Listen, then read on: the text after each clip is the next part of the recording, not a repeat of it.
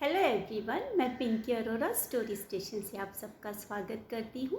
आज की कहानी हम शुरू करते हैं अनकंडीशनल लव से, निस्वार्थ प्रेम से। ये कहानी है तो थोड़ी काल्पनिक है, लेकिन ये हमारे वास्तविक जीवन में रियल लाइफ के साथ बहुत जुड़ी हुई है। कहानी मैं आपको सुनाऊंगी, लेकिन आप इसको कहानी सुनते सुनते आप इसका अनुमान जरूर लगा लेंगे कि ये रियल लाइफ में कैसे जुड़ी है। चलिए कहानी शुरू करते हैं। एक गांव में एक लड़का था। वो जो है पढ़ाई लिखाई में भी ठीक था, लेकिन खेल कूद में भी वो ठीक ठीक था। लेकिन उसकी जो नेचर थी, वो अकेले रहना वो ज़्यादा पसंद करता था, जिसकी वजह से स्कूल में भी उसको कोई फ्रेंड नहीं थे और घर के आसपास भी उसके कोई फ्रेंड्स नहीं थे। लेकिन उसके घर के पास में एक आम का पेड़ था, वो उसे बहुत पसंद था। वो स्कूल से आने के बाद सारा दिन वो आम के पेड़ के पास ही अपना टाइम स्पेंड करता था। वहीं पे खेलना, वहीं पे खाना, वहीं पे सोना, अपना स्कूल का होमवर्क करना, और वो पेड़ के साथ घंटों बैठ के बातें करता था। वो हर एक चीज़ अपनी जो है वो पेड़ के साथ शेयर करता था। तो उसको ऐसे लगता था कि यही मेरा फ्रेंड है। एक दिन वो ऐसे ही अपना रूटीन वाइज वो पेड़ के पास बैठा हुआ था, उसके साथ कुछ बातें शेयर कर रहा था। तो इतने में पेड़ ने बोलना शुरू किया। जब वो पेड़ ने बोलना शुरू किया तो वो लड़का जो था वो एकदम से हैरान हो गया। तो वो पेड़ ने बोला कि तुम मुझे इतना प्यार करते हो, तुम मेरे से इतना मेरे साथ लगाव करते कि मुझे भी तुम्हारे साथ प्यार हो गया है, और मुझे मजबूर कर दिया तुमने बोलने के लिए। तो वो लड़का बहुत खुश हो गया, क्योंकि उसको एक साथी मिल गया। तो अब उसकी डेली की रूटीन वही होने लगी। वो पेड़ भी उसके साथ अपने मन की बातें करने लगा, और वो लड़का भी उसके साथ पूरा टाइम स्पेंड करने लगा। धीरे धीरे धीरे धीरे वक्त निकलता गया। इंसान की जो नेचर रहती है वो हमेशा चेंजेबल रहती है, वो समय के अनुसार वो अपने आप को चेंज करता है। ऐसे ही जैसे वो लड़का जब थोड़ा बड़ा हुआ, स्कूल से कॉलेज आना शुरू हुआ, तो वो लड़के ने उस पेड़ के पास आना बंद कर दिया। काफ़ी दिन निकल गए, देखते देखते उसको 1 डेढ़ महीना निकल गया। वो पेड़ के पास वो आया नहीं, और पेड़ उसकी राह देख रहा था, क्योंकि उसको भी आदत पड़ गई थी, उसको भी उससे प्यार हो गया था। तो इतने 1.5 2 महीने के बाद जब उस लड़के को उस पेड़ ने देखा उसको दूर से, तो उसने उसको आवाज़ लगाई। वो लड़का उसके पास में आया, तो उसने बोला, आओ बैठो, कितने दिन हो गए तुम मेरे पास नहीं आए हो, आओ बैठ के बातें करते हैं। तो लड़के ने बोला, नहीं नहीं नहीं, मेरे पास टाइम नहीं है, क्योंकि अभी मैं कॉलेज जाना शुरू कर रहा हूँ, और मेरे को बहुत टेंशन है। मेरे पास तो पैसे भी नहीं है कॉलेज की फ़ीस भरने के लिए, तो मुझे तो बहुत तकलीफ़ हो जाएगी। मैं क्या करूँ, मैं बहुत टेंशन में हूँ इस टाइम। तो मेरे पास बैठने का वक्त नहीं है, तुम्हारे पास समय नहीं है। तो वो पेड़ ने बोला, क्योंकि वो उसको बहुत प्यार करता था, उसने बोला, एक काम करो कि मेरे पेड़ पे जितने फल लगे हैं वो सब तोड़ के तुम उसको बेचो, क्योंकि पैसे तो मेरे पास है नहीं, लेकिन फल फल जो है वो बेच के तुम उससे पैसे ले आओ और अपनी फ़ीस भर दो। लड़के को बात बहुत अच्छी लगी। उसने क्या किया, पेड़ पे चढ़ा, जो कच्चे पक्के जितने फल थे सब तोड़े, और उसने मार्केट में जाके बेचे, उसको अच्छे पैसे मिले। उसने वो जितने सारे पैसे थे वो अपनी कॉलेज की फ़ीस भरी, कुछ पैसे बच गए उसको खाने के लिए।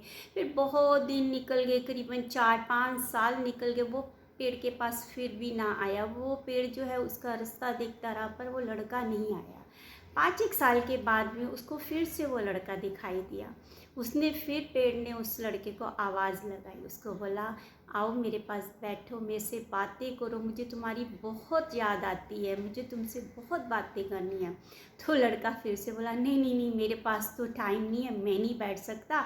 अब तो मेरी शादी भी हो गई है, और मेरे को नौकरी भी मिली है, लेकिन वो इतनी अच्छी नौकरी नहीं है। मुझे फिर से बहुत टेंशन है, क्योंकि ये जो मेरा घर है वो पूरा टूटा फूटा है, इसको मुझे रेनोवेट करना है, इसकी मरम्मत करानी है, और मेरे पास पैसे भी नहीं हैं, और मेरे को नौकरी भी अच्छी दूसरी ढूंढनी है। मुझे बहुत टेंशन है। वो पेड़ जो है वो लड़के को बहुत प्यार करता था, उससे ये उसका दुख देखा नहीं गया। तो उसने बोला, एक काम करो, अभी तुम मेरे पेड़ की जितनी भी टहनियाँ हैं, जो मजबूत अच्छी टहनियाँ हैं, वो सब तुम उसको तोड़ लो, वो बाज़ार में बेच के अपने घर का जो रेनोवेशन जो है, मरम्मत है, वो करा लो। लड़के ने क्या किया, झटपट फटाफट उसकी सब टहनियाँ तोड़ दी, जो सूखी सूखी जो टहनियाँ थी बस उसको छोड़ के बाकी की जितनी टहनियाँ थी उसने सबको उसको तोड़ दिया। और वो लेके गया बाज़ार में बेचा, उसको अच्छे पैसे मिले, उसने उस घर को नया बनाया। और उसने क्या किया, वो घर को कुछ टाइम बाद उसने उस घर को जो है बेच दिया, और बेच के वो वहाँ से चला गया।